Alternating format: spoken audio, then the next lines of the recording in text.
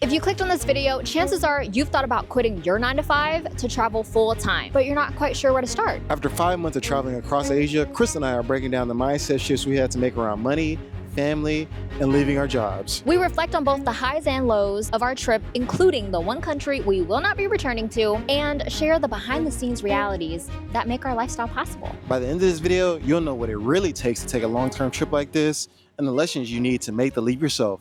My name is Joshua. Hi, I'm Crystal. And this is CJ Voyages. So what has it been like for you? It's a lot moving around and living in a backpack, but it has been really liberating because we have the freedom every couple days to figure out where we want to stay next.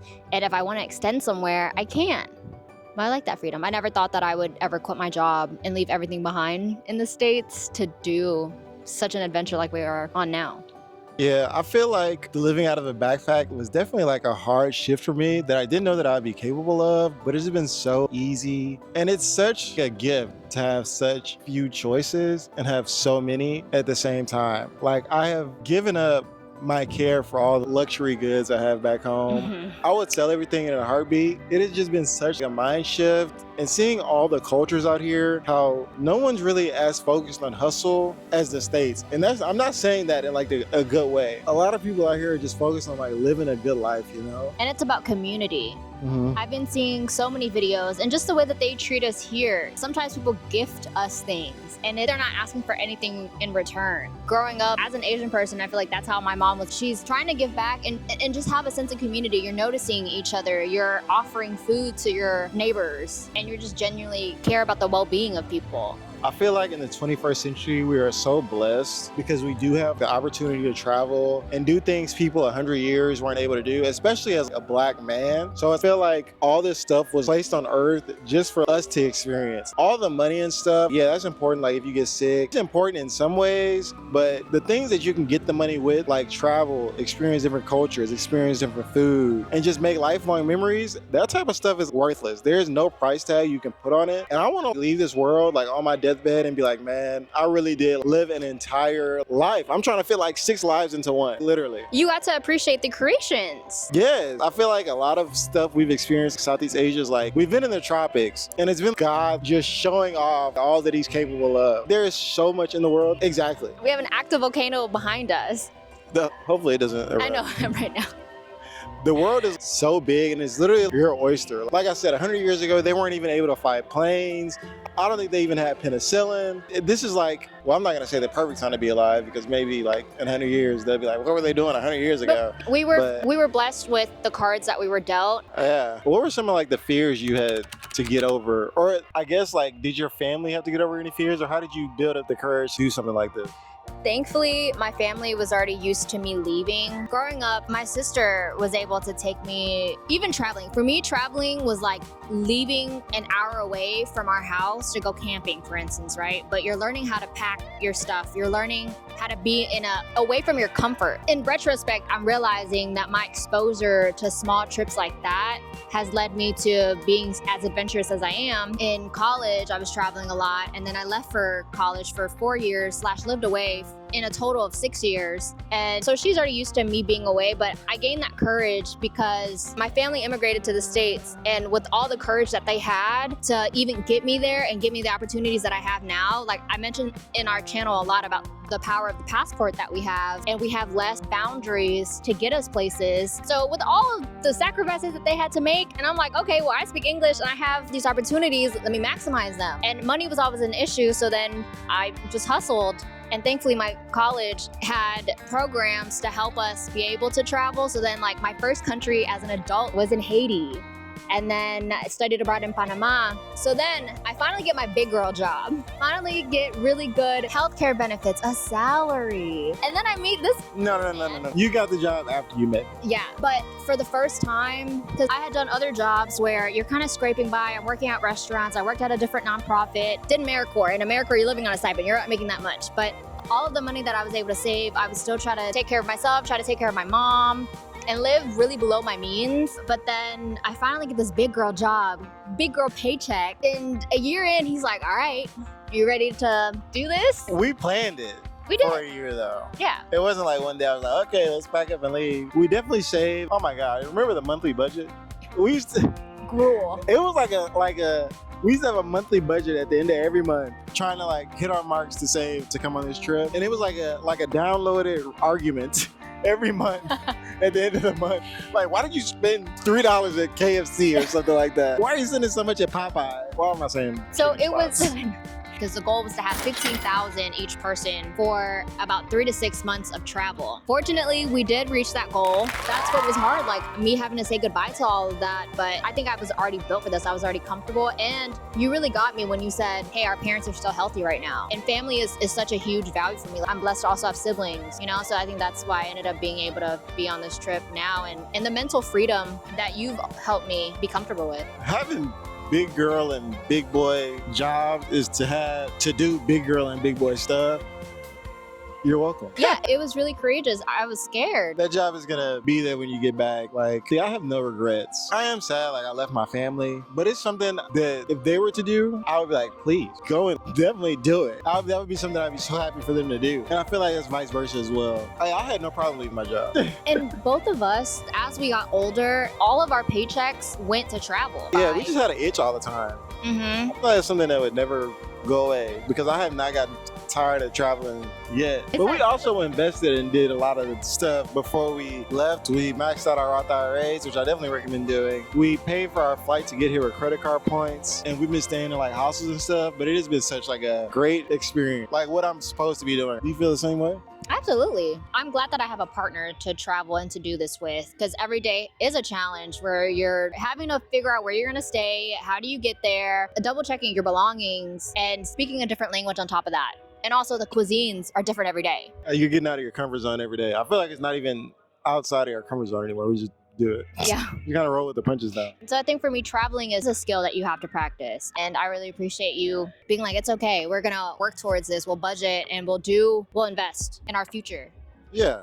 People have done it before. And the funny thing is, whenever anyone has kids, they always talk about how tight money is. And I was like, well, if money's gonna be tight anyway, why not just, why not do something I want to do before I have kids instead of saving? Money still be tight anyway, you know? But I am still in school while we've been traveling, and we're obviously doing like the YouTube stuff. We're trying to do stuff that generates money, but man, this has been a blessing to do stuff like this. Like, I can't stop looking at the view behind us. And we've made so many cool friends along the way. We've made so many beautiful memories. It's definitely been unforgettable. In your experience, this was the first time that you had been away from family for this long. Yeah. So how did your family deal with it? I think they were encouraging. They just wanted me to be safe. So obviously they were like cautious, but I mean, I don't think they were like surprised. Like, oh, this is just Joshua wanted to do something Joshua would do, you know? What has been the most difficult part of the journey for you? Probably like being with someone for 5 months, but like spending so much time with somebody else. Like, I like my solitude sometimes, but there is no like solitude. I see some travel couples that like spend a day apart or something like that. They do separate stuff some days. We have not done anything apart. Yeah, no. Well, I'm doing school stuff, I guess. Is that what you're talking about? No, in Vietnam, I had my family. I was still going out. I was with y'all. No, you weren't always with us. You were either sleeping in, and I would go out on an adventure with my cousins for a little bit.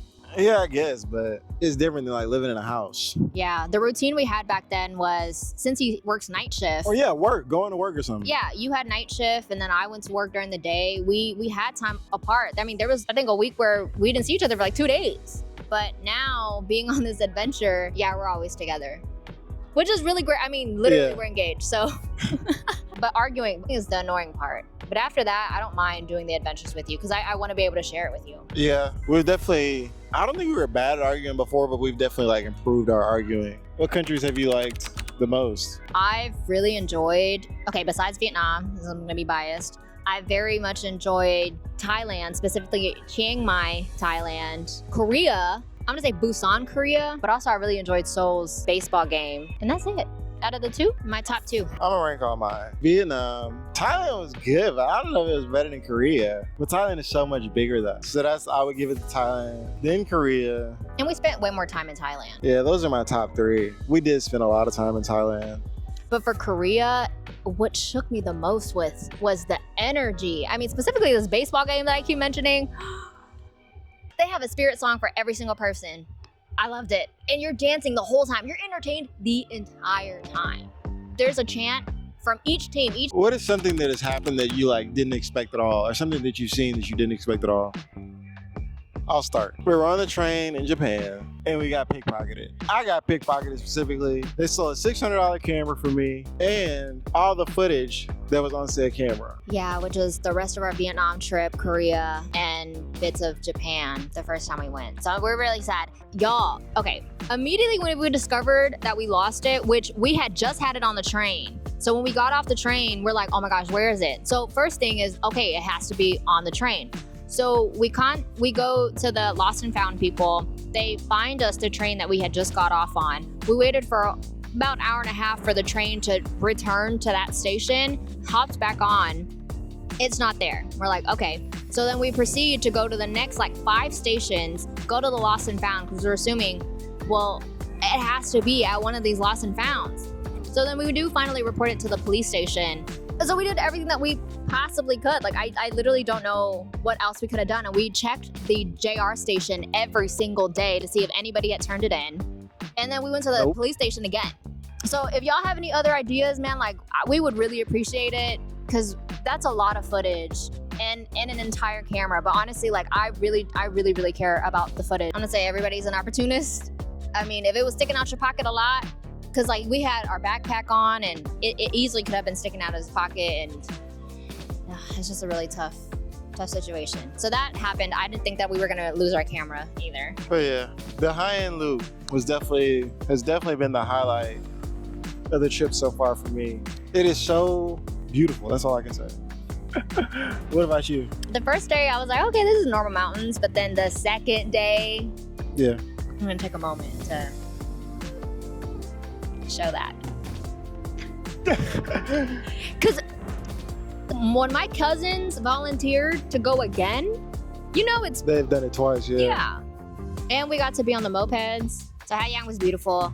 The thing that I'm most surprised of, I think, is the genuine relationships that we've created with people at hostels. Like, yeah, the idea was that we're going to, hostels with like-minded people. I thought it was gonna be like, oh, okay, like you're talking, you're having a joyful conversation for like an hour or two, and then you kind of part ways. But we've made it intentional to keep these relationships, and now I'm in contact with people, and we are meeting people around the world. But yeah, everything has been like, I feel bad for saying this. I don't know why I feel like a little dirty saying this, but like everything has been like super cheap. Yeah, that's the point. Yeah, I mean, I know that, but it sounds like an American just taking an advantage of other places. I know. That's something that we're still trying to figure out. And that's why on this channel, knowing that y'all are gonna go here anyways, yes, we talk about tips and tricks, but we genuinely want to encourage people to be considerate. Be respectful. What does respectful mean? I'm just talking about like respect, like the environment you're in, the people, and like just be like aware of your like surroundings and understand like you don't live there and you're a visitor, you're a tourist. And the value of your money is higher. So that already itself is a huge deal. Yeah, just because you have money and just because you're from another country doesn't make you entitled to anything. Just because they don't do it the way you think they're supposed to do it and the way y'all do it back home doesn't make it wrong. Respectful to me is following the rules. Like if you're looking at yourself and you have your shirt off compared to all the locals. Why do you have your shirt off in a restaurant? That is my hugest pet peeve. And I don't want to judge you either as a person who's been sweating and really uncomfortable, but like if we're by a beach town and that's the norm, socially we accept that, sure. But when you're inland and you have no other locals taking their shirts off, so please somebody help me understand seriously, because I understand that a lot of people are drenched in sweat. Like, can you have a handheld fan? Because I have a handheld fan and I usually mind my own business. I don't even say anything to them, but I think that's one of my biggest pet peeves. Let us know in the comments. Another thing that has surprised me is how much support we've gotten from you guys on YouTube. We've been like running through goals and like trying to produce the best content we could, and y'all have definitely been consuming it and y'all have been responding to it, and I feel like we're doing good, and I really appreciate the support we've been getting. Like, it's really reassuring. Thank you so much. It keeps us going, and we learn so much from y'all. Whenever y'all engage with us, please engage and like correct us when we're wrong. We promise. Anything that I've learned, like specifically in the Philippines, when we started uploading frequently, whatever I was learning from our commenters and our subscribers, I would change it in the next video. So if you give us a chance, we thoroughly read all the comments. If you give us a chance, we correct it, and we genuinely want to be respectful. You can't assume that we know everything. We definitely don't, and so we're learning as we go. Yeah. And we appreciate the grace that y'all have given us. and we're gonna keep trying to do our best to create the best content for y'all. Definitely. And whether you're interested in watching two Americans stumble over themselves while they travel across Asia, or you want informative vlogs, make sure to watch our playlist right here. Thank you so much for watching, and if this content brought value to you, please like, subscribe, and comment down below if you would like us to do a series. Thank you. See you in the next one. Later, y'all.